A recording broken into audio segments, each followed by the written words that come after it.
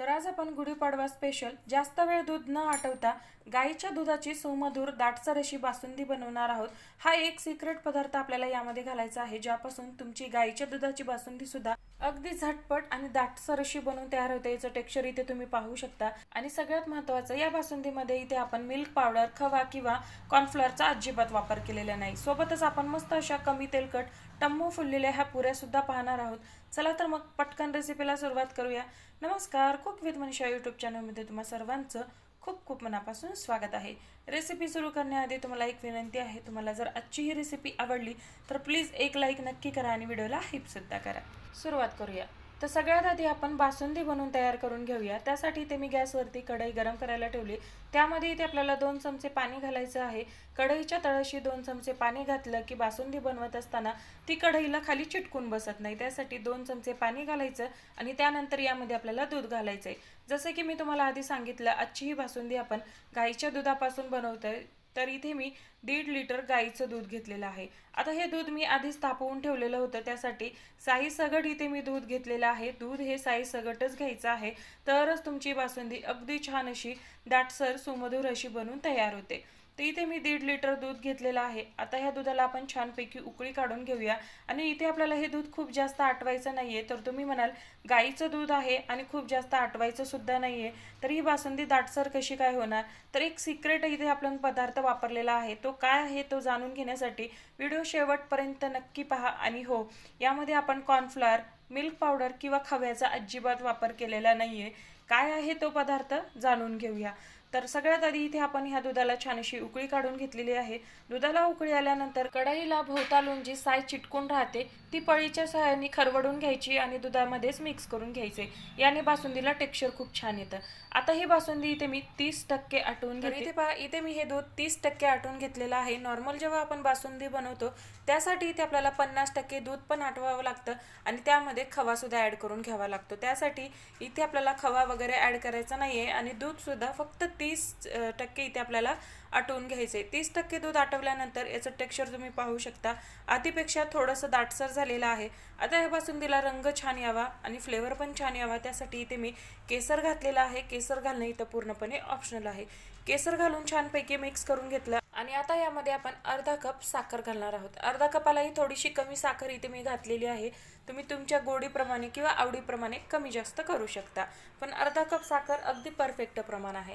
त्याचबरोबर यामध्ये मी थोडेसे ड्रायफ्रूट सुद्धा घातलेले आहेत, थोडेसे काजू घातलेले आहेत, बदामाचे आणि पिस्त्याचे काप घातलेले आहेत आणि थोडेसे चारोळी सुद्धा घातलेले आहेत। ड्रायफ्रूटचं प्रमाण सुद्धा तुम्ही तुमच्या आवडीनुसार कमी जास्त करू शकता किंवा स्किप सुद्धा करू शकता। ड्रायफ्रूट जे आहेत ते बासुंदी बनवून झाल्यानंतर घालण्यापेक्षा अगोदरच घातले का ते बासुंदी सोबत छान असे शिजले जातात आणि खाताना त्याची चव खूप छान येते। त्यासाठी अगोदरच आपल्याला हे ड्रायफ्रूट्स घालून घ्यायचे आहेत। छानपैकी पुन्हा एकदा मिक्स करून घेऊया आणि आता यामध्ये आपल्याला तो सिक्रेट पदार्थ घालायचा आहे, जो की मी तुम्हाला सांगितलेला आहे। 1 चमचाभर हे सिक्रेट पदार्थ यामध्ये घातला की बासुंदीला अगदी छान असा एक संधपणा येतो, मस्त अशी दाटसर सुमधुर अशी बासुंदी बनवून तयार होते। तर ह्या सिक्रेट पदार्थाचं नाव आहे ब्रेड क्रम्स। आपल्या घरी जेव्हा शिळे ब्रेड शिल्लक राहतात ते आपण फेकून देतो, खात नाही।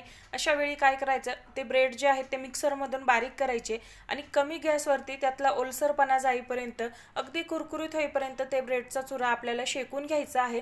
त्यानंतर त्याला थंड करून हवाबंद डब्यामध्ये भरून ठेवायचं आहे। महिनाभर हे तुम्ही स्टोअर करून ठेवू शकता। आणि असे कुठलेही पदार्थ बनवायचा असेल, बासुंदी किंवा तुम्हाला रबडी बनवायची असेल, तर त्यामध्ये 1-2 चमचे तुम्ही हे ब्रेड क्रम्स ऍड केले की बासुंदीला दाटसरपणा खूप लवकर येतो। अगदी छान दाटसर बासुंदी बनवून तयार होते आणि अजिबात चवीमध्ये कॉम्प्रोमाइज होत नाही। चव अजिबात बासुंदीची बदलत नाही। किंवा तुम्ही इथे ताजा ब्रेड मिक्सरमध्ये फिरून तो घातला तरी देखील चालेल। आता ही बासुंदी आपण ब्रेड क्रम्स घालून छान मिक्स करून घेतलं। ब्रेड क्रम्स मिक्स केल्यानंतर एक 2 ते 3 मिनिटे शिजवून घ्यायचं, म्हणजे ब्रेड क्रम्स जे आहेत ते बासुंदीमध्ये छानपैकी मिक्स होतात आणि बासुंदी छान अशी दाटसर क्रीमी बनून तयार होते। एक 2 ते 3 मिनिटे ही बासुंदी मी शिजवून घेतली। आता इथे आपली छान अशी दाटसर सुमधुर बासुंदी बनवून तयार झालेली आहे। याचं टेक्स्चर तुम्ही पाहू शकता आणि बासुंदी किती छान अशी दाटसर झालेली आहे। थंड झाल्यानंतर ही आणखीनच जास्त दाटसर होते, त्यासाठी ह्यापेक्षा जास्त इथे आपल्याला ही बासुंदी शिजवायची नाहीये। आता इथे आपण गॅस बंद करूया आणि बासुंदी पूर्णपणे थंड करून घेऊया। बासुंदी थंड होते तोपर्यंत आपण टम्म फुललेल्या कमी तेलकट पुऱ्या कशा बनवायच्या ते पाहून घेऊया। पुऱ्या बनवण्यासाठी सगळ्यात आधी एका ताटेमध्ये मी 1 कप भरून गव्हाचं पीठ घेतलेलं आहे. तर इथे मी गव्हाचं पीठ चाळून वगैरे घेतलेलं नाही आहे. तुम्ही हवं तर चाळून घेऊ शकता. त्यानंतर 1 कप गव्हाच्या पिठासाठी पोहे खायचे चमचाने 2 चमचे यामध्ये आपल्याला बारीक रवा घालायचा आहे. बारीक रवा घातल्यामुळे पुरी जी आहे ती छान अशी खुसखुशीत बनवून तयार होते. आणि त्याचबरोबर यामध्ये 1 चमचा पिठी साखर घालायची आहे. पिठी साखर घातल्यामुळे पुरीला रंग खूप छान येतो. सर्व बाजूंनी छान असा एकसारखा रंग येतो.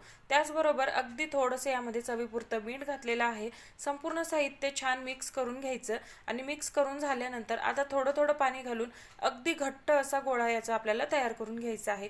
पुरीसाठी पीठ मळत असताना यामध्ये कधीही तेलाचा वापर करायचा नाहीये. तेलाचा वापर केल्यामुळे पुरी तळल्यानंतर ती खूप जास्त तेल पिते आणि तेलकट बनवून तयार होते. त्यासाठी तेल वगैरे अजिबात न घालता पाणी घालून थोडंसं घट्टसर पीठ मळून घ्यायचं आहे. पीठ सुद्धा इथे आपल्याला घट्टच मळायचं आहे. पीठ जर तुम्ही सैलसर मळून घेतलं तरी सुद्धा तुमची पुरी तेलकट बनवून तयार होते. ही गोष्ट इथे आपल्याला लक्षात ठेवायची आहे. ह्या 2-3 चुका जर तुम्ही पुऱ्या करताना टाळल्या तर तुमच्या पुऱ्या सुद्धा मस्त अशा टम्म फुललेल्या बनून तयार होतात आणि अजिबात तेलकट होत नाहीत. तर इथे पहा, इथे मी पीठ छानपैकी मळून घेतलेलं आहे. पीठ मळून झाल्यानंतर याचं टेक्स्चर तुम्ही पाहू शकता. अगदी घट्ट आहे. अजिबात याला आपल्याला सैलसर मळून घ्यायचं नाहीये. आता हे पीठ आपण फक्त 5 मिनिटासाठी भिजण्यासाठी ठेवून देऊया, कारण यामध्ये आपण रवा घातलेला आहे. 5 मिनिटापेक्षा जास्त हे पीठ आपल्याला ठेवायचं नाही. पुरी बनवताना पीठ कधीही मळून ठेवून द्यायचं नाही. मळल्यानंतर लगेचच पुऱ्या करायला घ्यायच्या. तर इथे मी 5 मिनिटे पीठ रेस्टसाठी ठेवलं आणि त्यानंतर परत एकदा याला छानपैकी मळून घेतलेला आहे. आणि आता आपण याचे छोटे छोटे गोळे तयार करून घेऊया. जेवढी तुम्हाला पुरी बनवायची आहे तेवढे तुम्हाला इथे गोळे तयार करून घ्यायचे आहेत. तर इथे मी साधारण लिंबा एवढी गोळी घेतलेली आहे, कारण इथे मी मीडियम साईजच्या पुऱ्या बनवणार आहे. तर आता ह्या पुऱ्या आपल्याला छानपैकी लाटून घ्यायच्या आहेत. पुऱ्या लाटत असताना इथे आपल्याला पीठ किंवा तेल वगैरे लावायची अजिबात गरज लागत नाही, कारण पीठ घट्ट मळलं की त्याला अजिबात काही लावायची गरज नाही. असंच आपण हे लाटून घेऊ शकता. सर्व बाजूंनी पुरी एकसारखी लाटायची, म्हणजे छान अशी पुरी फुलली जाते आणि एकसारखी बनून तयार होते. इथे तुम्ही पाहू शकता ही पुरी मी एकसारखी अशी लाटून घेतलेली आहे. आता ही पुरी आपण एका बाजूला ठेवून देऊया आणि दुसरी पुरी लाटून घेऊया. सगळ्या पुऱ्या आपल्याला ह्याच पद्धतीने लाटून घ्यायच्या आहेत. याला पीठ किंवा तेल इथे आपल्याला अजिबात लावायचं नाहीये आणि सर्व बाजूनी एकसारख्या अशा ह्या पुऱ्या लाटून घ्यायच्या आहेत. कडेने लाटून घ्यायच्या, म्हणजे छान अशा ह्या लाटल्या जातात. इथे आपली बोलता बोलता दुसरी पुरी सुद्धा लाटून झालेली आहे. अशाच पद्धतीने बाकीच्या राहिलेल्या सगळ्या पुऱ्या आपण लाटून घेऊया. तर इथे आपल्या संपूर्ण पुऱ्या ज्या आहेत त्या लाटून झालेल्या आहेत. आता आपण त्या तळून घेऊया. पुरी तळत असताना तेल अगदी व्यवस्थित असं गरम असायला हवं. तेल छान धुवादार गरम असलं की पुरी छान अशी टम्म फुलते आणि सर्व बाजूनी एकसारखी अशी ही पुरी बनवून तयार होते आणि रंग सुद्धा अगदी सुरेख येतो. आणि पुरी तळत असताना दुसरी महत्त्वाची गोष्ट म्हणजे एका बाजूनी पुरी एकाच वेळी तळायची. खूप जास्त वेळ उलटसुलट केली की पुरी ही तेलकट होते आणि मध्येच पिचकते आणि आतमध्ये तेल जाऊन बसतं. त्यासाठी इथे आपल्याला पुरी खूप जास्त वेळा उलट पालट करायची नाहीये. एका बाजूने छान असा रंग येईपर्यंत ही पुरी आपल्याला फुलेपर्यंत तळून घ्यायचे आणि एका बाजूने छान रंग आल्यानंतर त्याची बाजू पलटी करून दुसऱ्या बाजूने सुद्धा तळून घ्यायचं आहे. अशा पद्धतीने पुरी तळली की सर्व बाजूने एकसारखा रंग येतो आणि एकसारखी अशी टम्म फुलून पुरी तयार होते. तुम्ही पाहू शकता दोन्ही पुऱ्या माझ्या किती छान अशा टम्म फुललेल्या आहेत. अजिबात फुटलेल्या नाहीयेत आणि अजिबात तेलकट सुद्धा झालेल्या नाहीयेत. आणि महत्त्वाचं म्हणजे रंग तुम्ही पाहू शकता, सगळ्या पुऱ्यांना एकसारखा असा रंग येतो. तर अशाच पद्धतीने इथे मी सगळ्या पुऱ्या तळून घेते. पुऱ्या तळून होतात तोपर्यंत एकीकडे इथे आपली बासुंदी सुद्धा छानपैकी थंड झालेली आहे. बासुंदी थंड झाल्यानंतर याचं टेक्स्चर तुम्ही पाहू शकता. किती मस्त अशी दाटसर सुमधुर अशी बासुंदी बनून तयार झालेली आहे. टेक्स्चर पाहू शकता. अगदी हॉटेल रेस्टॉरंटमध्ये किंवा आचारी लोक बनवतात अगदी तसंच आलेलं आहे. अगदी सुंदर अशी बासुंदी बनवून तयार होते. चवीला अजिबात कॉम्प्रोमाइज होत नाही. चवीला सुद्धा अप्रतिम अशी लागते. यामध्ये ब्रेडची चव अजिबात येत नाही. मी सांगते म्हणून एकदा तुम्ही ह्या पद्धतीने हा एक सिक्रेट पदार्थ वापरून ही बासुंदी नक्की ट्राय करून पहा.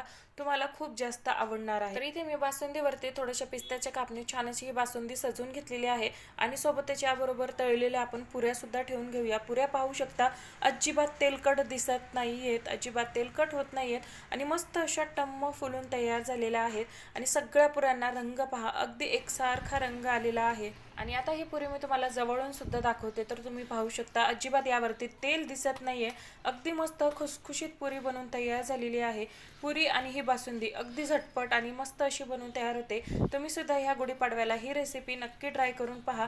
माझी ही पद्धत नक्की वापरा आणि रेसिपी कशी वाटली कमेंटमध्ये नक्की सांगा.